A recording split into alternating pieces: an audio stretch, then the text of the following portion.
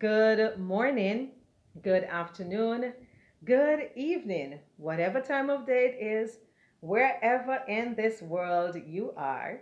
I am Stacy-Ann, and I say thank you so much for joining me for another episode, right?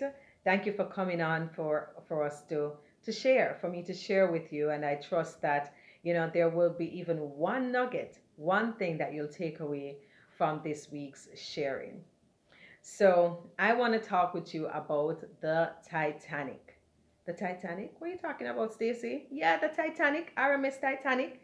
That ship that was created by the White Star Line, that was said to be so luxurious, that was said to be so fast, that was said to be so grand, that was making its maiden voyage to Southampton, New York, where the 2,224 passengers that were aboard were anticipating their brand new life. Yeah, that Titanic. That Titanic, the movie Titanic with Rose and Jack, that had that love story that ended in such tragedy. I want to talk to you about that Titanic. You see, the Titanic was created, and it was created in intense competition by the White Star Line.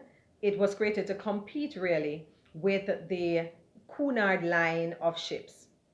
So the Cunard line was also luxurious, had a great fleet, and so the White Star Line created the RMS Titanic in intense competition with the Cunard line.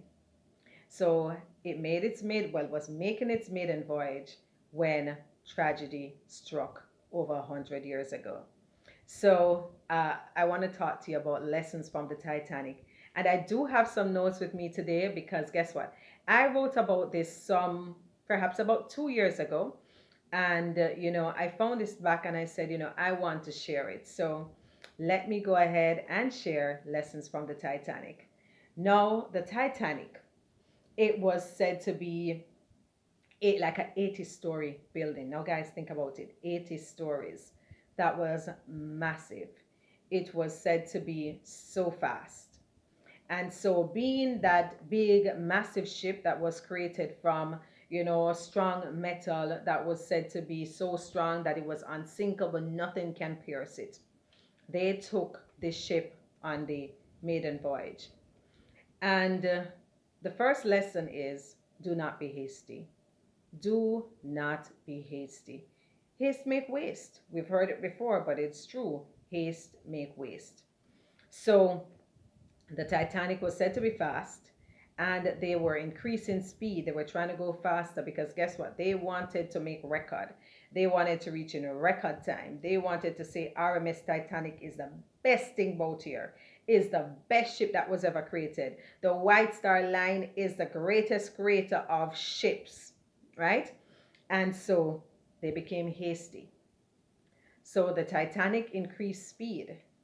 Not only did it increase speed, but it increased speed in an area that was known to be an ice field.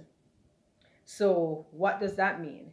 It means that it was filled with icebergs. And because they continued to speed, there were a number of icebergs, and we know an iceberg pierced the Titanic. Now we will know that haste make waste. And Proverbs 4 verse 29, it says that he that is hasty has a spirit exalted folly. Let me read that again. Proverbs 14 verse 29. He that is hasty in his spirit, he exalted folly. Right? So I would encourage us to be thoughtful and patient. So just think about our lives. There are things that we want to do, we want to accomplish, and you must set goals, and you must want to, smash those goals. You must want to take care of things and be timely in what you do. I'm not talking about being slow and not being properly timely, doing things at the time that you're supposed to. I'm not talking about delay. I'm talking about rushing ahead of yourself. I am talking about moving fast without even thinking, moving fast and pushing ahead and not seeing the different things that you can, the different obstacles. You think about people sometimes driving on the road, they're all about speed, but they have not timed their overtaking. They're overtaking someone. I didn't realize that, hey, this car is also going fast. And if I try to go over there and the other car is also moving, there's going to be a collision. So I'm talking about being patient, being calculated in your decisions, and not rushing along because you are in, say, competition, right?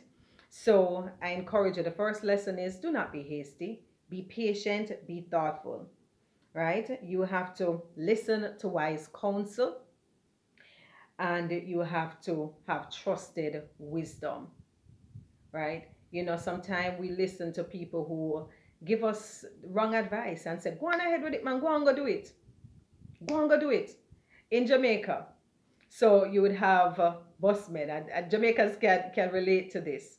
So years ago, and perhaps it still happens now, you have the sidemen on the buses and you have the driver. But guess what? It come like it's a sideman driving the bus, you know. So he's on the bus as a conductor. Sometimes it's a conductor, sometimes it's somebody else. So it's like a hype man. So he would be hitting the side of the bus and say, lick shot, go on through, right? That is saying, for those of you who are not Jamaicans, it's saying, go on, speed ahead, overtake, do what you need to do. The driver listening to that hasty man sometimes make the wrong decisions and cause great accidents. Listen to wise counsel. Don't let people bait you up. Don't let people push you to do what it is that you're not supposed to do in the particular time. You know, there's this thing that says, Lord, hide me until my day of showing. Linking that back to being hasty. Sometimes we want to elevate in an organization. Sometimes we, want to be seen. We want to go out, but it's best to spend that time in your cocoon.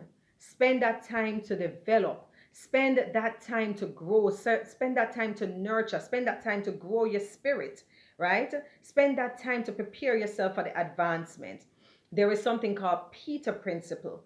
And there are times when people are exposed before their real time, or they advance to a level that they're just not prepared for. In the organization, Peter Principle, you promote people to positions because they were doing well, and you push them up too quickly, you move them up, right? And what happens? They're exposed. They're exposed, and they are in a position where they are not equipped for. They're in a position where they don't know what to do because they didn't go from level to level, right? There are times, there are people who they're like that. They can move swiftly and nothing is wrong with that, and that's good, right? But there are times when you have to be so calculated. You have to understand who you are. You have to understand, what your purpose is in this life, and you have to understand the road that you need to travel. Do not be hasty. Don't run ahead because you see somebody else running ahead. You think that you must run on the same track. That track is not for you, right? Or you are not yet prepared for that track. Stay in, grow before you run ahead. The Titanic was being hasty. And what happened? It sunk. Don't expose yourself. Don't move too quickly. And then you end up being embarrassed. Because guess what? They were in competition, but that caused embarrassment. The ship sunk.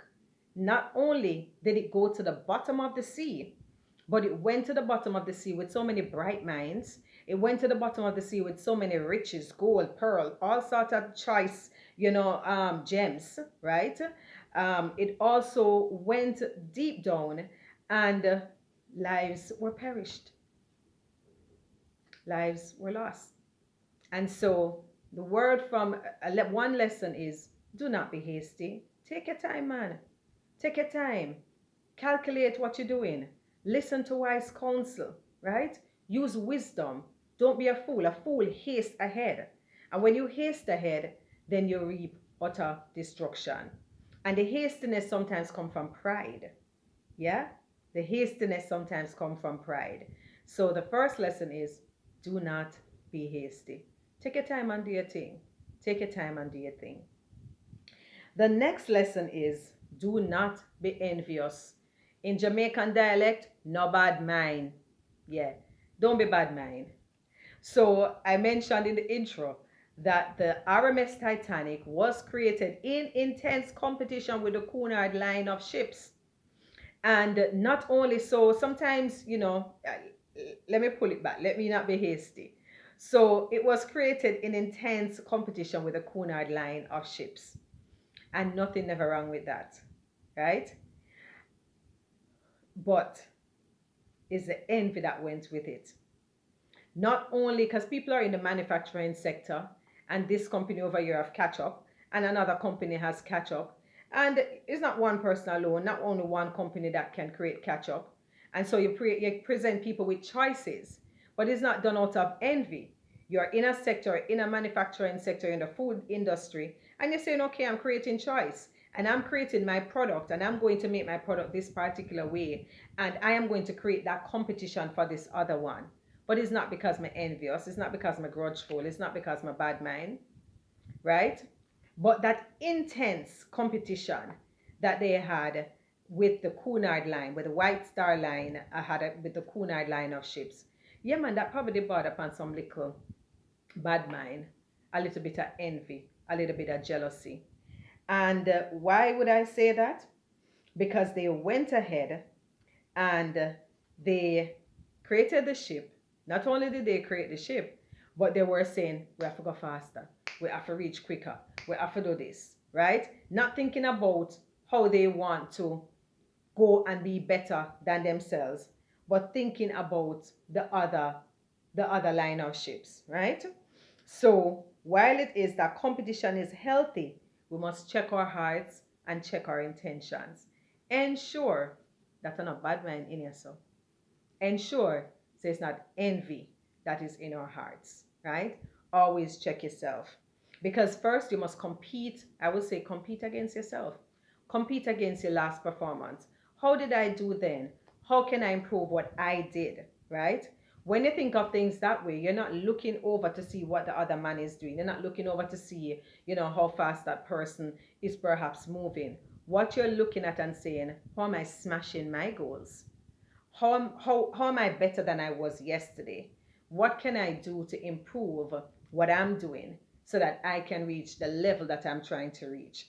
And not thinking about Pam, not thinking about Paul, but thinking about Stacy.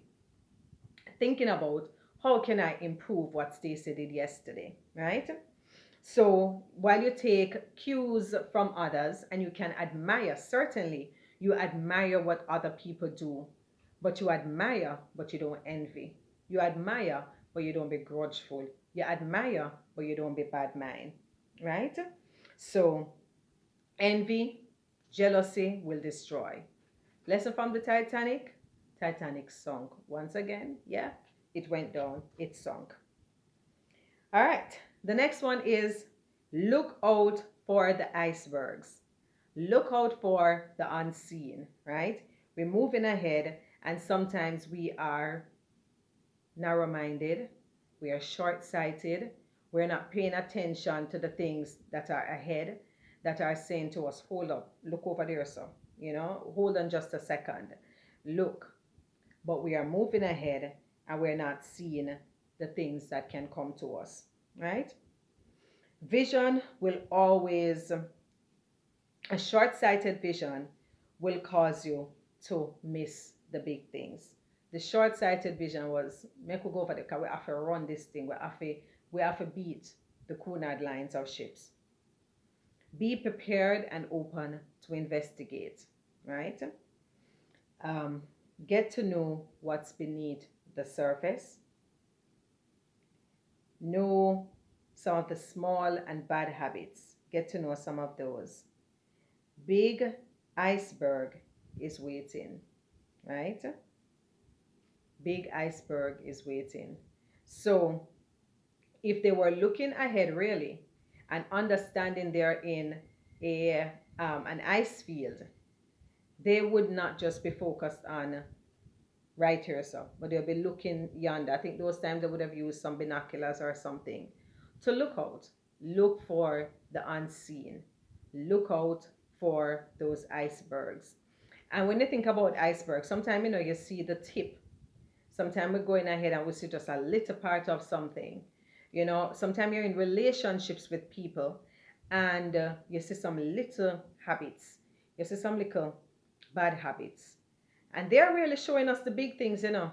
But guess what? We're blinded by love. We say, a time for me get in our relationship, a time for me have a little lady, a time for me have a guy. And you ignore that these things, these little things that you're seeing, they're actually telling you the big picture, the dirty personality, the bad habits that the person has. And you're short sighted. You're short sighted because guess what? You're just looking at it and you say, me can change it, me can change her. You're not looking and seeing that, look here, it's a generation from generation to generation. This is something that is deep seated. This is something that is set in her. This is something that is set in him. Can I deal with this? Excavate, dig up, look. Don't be short sighted. Don't just look at the little thing that is ahead, that is in front of you. Those things sometimes are pointing you to the bigger things. And this is so critical in our relationships with people. We sometimes, we're short sighted. We're not looking at down the road. And as I said, I'm talking about relationships. You sometimes see the man, and I'm not picking on man, not picking on men, but the gentleman, he will say harsh words to you, say really harsh words to you. He will even go as far as to probably 1 or 2 times give a little touch up, give a little lick, right? Hit you a little bit. And you look and you say, oh, it's nothing, and they just get upset. He just got upset. It's not a big deal. He's not an abusive person. But those little signs, the easily agitated, easy to get upset, and you don't look and you see that, I wonder what's happening here. You move ahead, and you go and you get married. Guess what? You seal this deal, and all of a sudden, what was just a little shout here and there become a constant emotional abuse. And I'm speaking to somebody right now. Pay attention. If it doesn't feel good, if what it is that you are receiving from this person is causing you to feel bad about yourself, is causing you to doubt who you are, you're created in the image and likeness of God, right? If you are in a relationship and you're not seeing the beauty in you anymore because the words of your abusive partner keeps ringing in your head, stop. Don't bother go ahead with that marriage. Don't bother even go further in that relationship. Don't bother to go further in that relationship. It's a sign. You see a little tip, right? But underneath that, you get into that and guess what's going to happen? The monster is going to be unveiled. The monster is going to be unveiled. So I say, look beneath the surface, right? Look for the unseen. Don't pay attention to just the little things that you're seeing. There are sometimes signs to the bigger things that lie ahead. Married, then you start being beaten. But guess what? You knew, but you didn't want to pay attention to it. You were focusing on that immediate need that you feel. It's time to get married now. I'm 40. I'm 30. My friends are getting married. I'm still single. Move ahead. Move ahead. And guess what's going to happen? A life of turmoil. Life of turmoil. So I say, hold on on it. Stop a little bit. Take what you're seeing. Take the cues. And adjust. Shift. Right? I say, I don't know. I felt like going there. Not in myself, but I had to say that. So whomever needed to hear that, I trust that you have heard and that you will heed. And don't make a lifetime mistake. All right? So the next lesson is, and it might be a little bit silly, right? But two people can share a log. Yeah, two people can share a log. Two people can share a log. Stacy, what's that all about? So I go back to the movie Titanic. So as I mentioned before, We saw that movie and the love many of us who have seen it. If you have not yet seen Titanic, I encourage you go ahead and watch it. So that love story with Jack and Rose. Of course, Rose was on it with her significant other, but guess what? She meet Jack and the love just start bubble up over in them. It's like soulmate kind of thing, right? So they were trying to get away together. So anyway, they were in the water and there was a piece of log. And Jack with all the love of bubble up in him heart, he said to Rose that she should be on it and he would stay in the water. But people, when they look at it, the two of them could have love up on it, not the two of them could have curl up, the two of them could have go on it. But guess what? She stayed on it and he remained in the water. When she woke up, as they were drifting in the water, she was like, Jack, Jack, Jack. Sorry, I'm laughing because I'm thinking about the movie. So she was there calling Jack, but guess what? Jack dead. Jack dead. He died. He froze in the water. No, of course, when I first watched it, I wasn't laughing because it was to me, oh my God, how could this happen? I thought they were going to have this, this wonderful love story after, but Jack died. He froze. So I'm saying to you people, two people can share a log. So let me get into the real meat of the matter. Scoot over and help someone, right? Two can share a log. Scoot over and help someone. Serious thing now. So at the top is not only one spot. There's not only one spot. A number of people can hold at the top. When you get there, I encourage you, help somebody along now. Help somebody along. See how you can mentor someone. See just what you can deposit in someone else. Because other people, from you being up, you are able to help up somebody else. Even if it is that they don't reach where you are, at least you're scooting over so that them can even come up a little bit, man. Help people. Don't be selfish in your pursuits. So while it is that you are pursuing all the goals that you are pursuing, look at somebody that you can help. Look at somebody that you can deposit something in. Look for someone that you can encourage along. Look for someone who you can really just give that assistance to, because a lot of people, they are filled with so much, but nobody ever scoot over and say, come, sit down next to me. Come and sit, let me talk with you. Come, let me just impart some things with you. Come, let me show you how to do this. There are people doing things and they think that, oh, I am doing it. I don't want to show nobody else. I don't want to help nobody else because I don't want nobody coming to this and being a competition. You're going to be stagnant. There's not going to be much blessing. Yeah, you might see some things now. You might see some benefits now, but guess what? If you had only helped somebody else, you don't know how far you may go up. Going into the organization, you're working with someone, and you hug up everything, you don't want to share nothing with nobody. Because you don't want anybody to know what it is that you know. Because you don't want the person that's working with you, or the person that you see some potential in, to grow in their knowledge. Because you're holding on, you're gluing down yourself to the seat. Sweetie, when you glue yourself down to the seat, how will you be able to lift up and go up higher? Yeah, you're gluing yourself down because you're not preparing anyone to come and take that seat. Scoot over, make somebody catch and go and teach them. So that, guess what? You can get up and go higher. So I started off and saying two can hold on a log. But the lesson is, help somebody along. Impart something into somebody else. Right? Give somebody else a chance. Chances are you are where you are because someone gave you a chance. You are where you are because somebody believed in you. Believe in somebody else. Scoot over. Help somebody. And as you help others, you are helping yourself. A lot of times when you teach people how to do things, your knowledge so much increase, because guess what?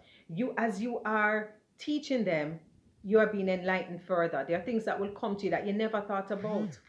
And as you teach somebody else, you're endowed with wisdom. As you teach somebody else too, you learn other things. Right? So Rose alone was on that piece of log. And Jack froze in the water. And when I thought about that, I say, scoot over. Two can hold on the log. Help somebody. So for you, help somebody along this life journey. Help others. So the lessons from the Titanic: don't be hasty. You know, don't go ahead and do things in the spirit of envy, right? Also, look out for the unseen. And again, scoot over. Two can hold on the log. Help somebody. I trust that what I have shared will be of some benefit to you. I'm sure perhaps, there are moments when you will laugh as I'm here laughing, but, I think it's a real word. I believe it is a real word, and I believe it is a timely word, and that someone will benefit from what I have shared. Now, thank you so much for your time. Thank you so much for your attention. And I say, please go ahead, like, share, and if you have not yet subscribed, please go ahead and subscribe. And also take it a little bit further and click that notification bell so that each time I upload a video, you'll be notified. I love you and I am cheering for you. And I give you, the blessings of the Lord in whatever it is that you do. And may your hands prosper. May everything that you put your hands to prosper. And scoot over. Help somebody. Much love and blessings to you. Thank you so much.